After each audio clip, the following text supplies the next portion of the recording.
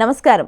BRK భక్తి ఛానల్కి స్వాగతం. నేను మీ కీర్తి. ఈరోజు మనతో పాటు ఉన్నారు ప్రముఖ ఆధ్యాత్మికవేత్త, జ్యోతిష్య పండితులు మరియు జ్యోతిష్య శిక్షణ నిపుణులు బ్రహ్మశ్రీ నానాజీ పట్నాయక్ గారు మనతో పాటు ఉన్నారు. గురువు గారిని అడిగి మనకున్న సందేహాలని నివృత్తి చేసుకుందాం. నమస్కారం గురుగారు. శ్రీమాత్రే నమః.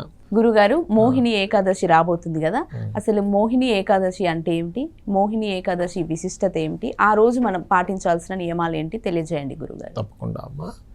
మోహిని ఏకాదశి నాడు ఎవరైతే మహావిష్ణువుని ప్రార్థిస్తారో, అలాగే మోహిని అవతారం ఎప్పుడు వచ్చింది? క్షీరసాగర మథనం జరిగింది మనకి. రాక్షసులు దేవతలు ఆ క్షీరసాగరాన్ని మథనం చేసినప్పుడు అందులోంచి కల్పవృక్షము, కామధేనువు, ఆ రకంగా హాలాహలం ముందు పుడుతుంది.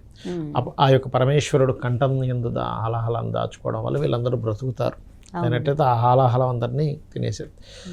ఆ రోజు ఆ కథని మనం తెలుసుకోవాలి. దానిలో చాలా మోరల్ ఉంటుందమ్మా. ఏమిటది అంటే, మీరు చూడండి, మనం అనుకుంటాం మనకి ఇలాగ మంత్రం చేయగానే వచ్చేయాలని. మరి అలాంటప్పుడు దేవతలకు ఆ శక్తి ఉన్నప్పుడు ఇలా మంత్రం చేసి అమృతం రావాలంటే వచ్చేయచ్చు కదా. అంటే వాళ్ళు కూడా కష్టపడ్డారు.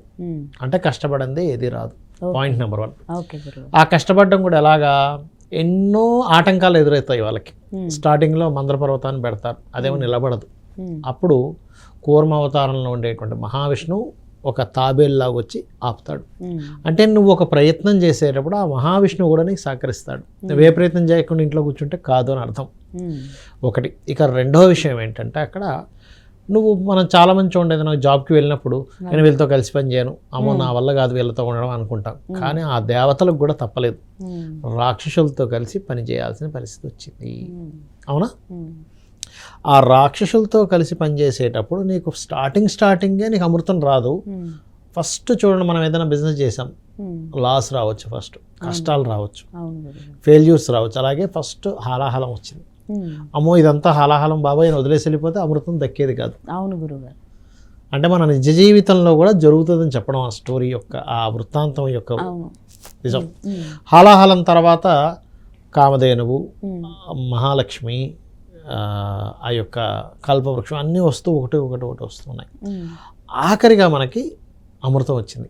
అమృతం చిలికిన తర్వాత అక్కడ చూడండి, నీకు ఒకటి వచ్చినప్పుడు ఆ మోహిని అవతారంలో మహావిష్ణువు వచ్చి ఆ మహావిష్ణువు మోహిని అవతారంలో ఉన్న విషయాన్ని మాయని కనిపెట్టక ఎంతసేపు వీళ్ళందరూ అటువైపే దృష్టి ఉండేసరికి అమృతం మిస్ అయింది వీళ్ళకి. అవునా? సరే, ఇలా మిస్ అవుతుంది కదా, కనిపెట్టిన వాళ్ళు ఎవరైనా అటు సైడ్ మాయతో ఇంకో రకంగా వాళ్ళిద్దరు రాహుకేతువులు అటువైపు కూర్చుందాం అనగానే మహావిష్ణువు అంటే ఏమిటి? నువ్వు కష్టపడ్డా, నీలో రాక్షసత్వం కనుక ఉంటే భగవంతుడు మనకి ఆ యొక్క అమృతాన్ని దక్కనివ్వడు. నీలో దైవత్వం ఉంటేనే నువ్వు కష్టపడ్డ దానికి కూడా ఫలితం ఉంటుంది. ఒకవేళ నువ్వు రాక్షసత్వంగా ఏదైనా సంపాదించినా అది నీకు ఉండదు అని చెప్పడం రాహుకేతువుల యొక్క శిరస్సు ఖండించడం. అంటే మనం కేవలం ఏదో ఒక కథ ఉంది, ఏదో అమృతం కోసం దేవతలు ఇచ్చేసారు అన్నట్టు కాకుండా మన నిజ జీవితంతో దగ్గరగా అందరితో కష్టపడి చేయాల్సిన పరిస్థితి ఉంటుంది. మొదట్లోనే మనకి సక్సెస్ రాదు, కొంత ఇబ్బంది ఉంటుంది అని చెప్పి మోరల్ స్టోరీ అందులో ఉంటుంది. అయితే ఎప్పుడైనా ఏకాదశి గుర్తుపెట్టుకోండి, ఏకాదశి రోజు ఉపవాసం వల్ల కలిగేటువంటిది ఏమిటంటే అనేకమైనటువంటి జబ్బుల నుంచి మనం బయటపడతాం. ఈవెన్ మనకి క్యాన్సర్ లాంటి జబ్బులు కూడా మనకు రాకుండా ఉంటాయి. ఫాస్టింగ్ ఇన్ని గంటల సేపు, 24 గంటల సేపు కనుక ఫాస్టింగ్, ఇంకొంతమంది అయితే 36 గంటలు ఉండాలంటారు. కానీ ఎప్పుడు కూడా ఏకాదశి చేసేటప్పుడు ద్వాదశితో కలిసి ఉన్న ఏకాదశిని చేయాలి, దశమితో కలిసిన ఏకాదశి చేయకూడదు అని చెప్తుంది శాస్త్రం. మహాభారతంలో ఆ యొక్క కౌరవుల యొక్క తల్లి ఆ రకంగా చేయడం వల్లే కౌరవులకి ఇబ్బంది కలిగింది అనేటువంటిది కూడా ఒక స్టోరీ ఉంది. అయితే ఎప్పుడు కూడా ఏకాదశి నాడు మనకి ద్వాదశితో కూడిన ఏకాదశి ఉన్నప్పుడు చేస్తూ, ఈరోజు మనం ఉదయం లేచి పూజ చేసుకున్నాము, రేపు ఈ సమయం కల్లా 8 యామములు అంటారు, ఒక యామం ఈజ్ ఈక్వల్ టు 3 hours చేసి మరుసటి రోజు కొంతమంది దానం ఇచ్చిన తర్వాత భోజనం చేస్తారు. అది ఇంకా మంచి పద్ధతి. స్వయం పాకం లాగిచ్చి భోజనం చేస్తారు. మహావిష్ణువునే తలుచుకుంటూ ఉండడం. మీరు ఏ పని చేసినా, అలానే ఏకాదశి కదా మనం ఏ పని చేయకూడదని కాదు, మన పనులు మనం చేస్తూ ఆ ప్రతి పనిని కూడా భగవంతుడికి సమర్పిస్తూ ఉండేటువంటి లక్షణాన్ని మనం అందిపుచ్చుకోవాలి. అలా గనక చేయగలిగితే పాపము దహింపబడుతుంది. మనకు కష్టాలు ఎందుకు వస్తాయంటే పూర్వజన్మలో చేసినటువంటి పాపమే మనల్ని వెంటాడుతూ ఉంటుంది. అందుకే మనకు అది ఆటంకం కలిగి, ఇప్పుడు చూడండి మనకి జన్మజాతకంలో 6వ స్థానము అంటారు, అంటే రుణ రోగ శత్రుస్థానం. ఈ 6వ స్థానాన్ని తగ్గించేటువంటి స్థానం ఏమిటి జ్యోతిషశాస్త్రరీత్యా అంటే పంచమ స్థానం. పంచమము అనేటువంటిది ఏదైతే ఉందో మీ రుణరోగ శత్రు స్థానాన్ని తగ్గించే స్థానము.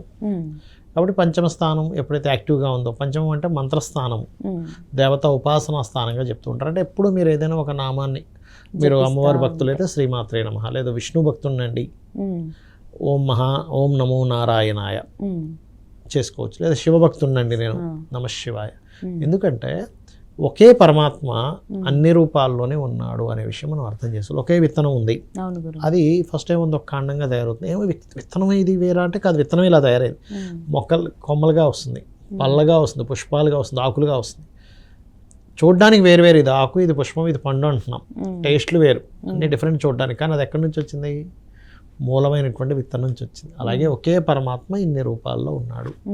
చాలామంది అంటుంటారు ఏమిటి మీది హిందూ దీంట్లో ఇంతమంది దేవతలు ఎందుకు అంటే, మనకి మరి ఒక ఇనపదాంతో మనం రకరకాల వస్తువులు తయారు చేసుకుంటాం. ఇనుము ఒకటే, చెంచా తయారు చేసుకుంటున్నాము, రోకలు మన దానికి సంబంధించిన ఇంకోటి తయారు చేసుకుంటున్నాము, సూది తయారు చేసుకున్నాము. సూది ఎందుకు అంటే బట్టలు కుట్టుకోవడానికి. ఇదే సూత్రం నువ్వు చెట్టును కట్ చేయలేవుగా, అందుకని ఏం చేస్తాం, గొడవలు తయారు చేస్తున్నాం అదే మొక్కతో.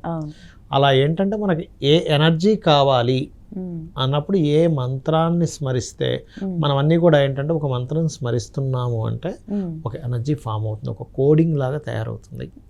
ఆ రకంగా ఆ కోడ్ ఎప్పుడైతే యాక్టివ్ అవుతుందో మీకు ఏదైతే ఎనర్జీ కావాలో ఆ ఎనర్జీ వస్తుంది. తనకి హెల్త్ ఇష్యూ వచ్చింది ఒకటి, ఏజీవికి అయినా తినడం మానేస్తుంది ఫస్ట్. మనమే తెలియక ఏం చేస్తాం, నువ్వు బ్రెడ్ తిను, పాలు తాగు, అది ఇది ఏమేమో పెడుతూ ఉంటాం. అంటే తినడం మానేస్తే ఫస్ట్ ఏమవుతుంది, మీకు ఇమ్యూనిటీ లోపల స్ట్రెంథింగ్ చేసుకుంటే దానికి టైం దొరుకుతుంది. అందుకని ఏకాదశికి ఒకసారి కనీసం మీరు ఉపవాసం ఉండగలిగితే, అయితే ఇందులో మళ్ళీ ఎగ్జంప్షన్స్ ఉంటాయి. రోగగ్రస్తులు ఉన్నారు, అక్కర్లేదు. చిన్నపిల్లలకి చెప్పలేదు, స్త్రీలకి చెప్పలేదు, ఉంటే ఉండొచ్చు, తప్పేం లేదు. కానీ అది కన్ఫామ్గా ఉండాలని రూల్ లేదు. చదువుకునే పిల్లలు, పాసిబుల్ అయిన వాళ్ళు ఉండవచ్చు. అనారోగ్యంతో ఉన్నానండి, అమ్మో నాకు షుగర్ అండి, నేను తినకుండా ఉండాలంటే అలా చెప్పలేదు, నామస్మరణ చేసుకుంటాం అంతే. కాబట్టి ఏకాదశి ఎప్పుడు కూడా మీకు ఏం చేస్తుందంటే ముక్తిని ప్రసాదిస్తుంది, ఆరోగ్యాన్ని ఇస్తుంది. కాబట్టి అందరూ కూడా ఏకాదశి పాటించాలి. అంతే. ఓకే గురుగారు, అంటే ఆ రోజు మోహిని ఏకాదశి రోజు పాటించడం వల్ల లక్ష్మీ కటాక్షం అన్ని, లక్ష్మీ కటాక్షము, రుణ ప్రాప్తి కూడా, అంటే రుణ సంబంధించిన వాటి నుంచి విముక్తి కలుగుతుంది. రుణం కావాలనుకున్న వాళ్ళకి కూడా దొరుకుతుంది అంటారు. ఓకే గురుగారు, మోహిని ఏకాదశి ప్రత్యేకత గురించి చాలా చక్కగా వివరించారు.